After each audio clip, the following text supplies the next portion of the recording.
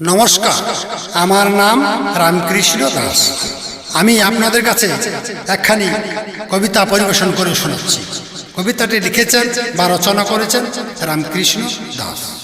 কবিতাটির নাম ছাড় পোকার সাজা। সমাজ বিরোধী ধর্ষকের আর হাত করা নয়, এবার নিজেরাই দেব সাজা। ছাড় পোকার ওই রক্ত শোষণ, মোরা ভাঙিব তাহার মাজা। মোদের সোনার বাংলা সোনার দেশ, এসো দেশকে ভালোবাসি। যত বিপ্লবী পড়েছে দেখো, দেশের লাগি ফাঁসি। এসো মোর ভাই, দাঙ্গা লড়াই বিবাদ ছেড়ে হাতে হাত মিলাই, সবাই মিলে দেশটাকে মোদের সোনার মুকুট পরাই।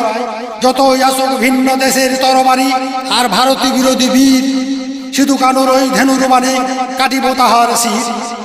জাগো জাগো জনজাগো,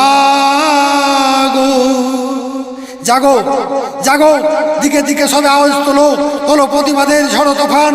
মোদের শতরক্ত দিয়েছে প্রাণ, সবার অধিকার হবে সমান, সবার অধিকার হবে সমান। নমস্কার।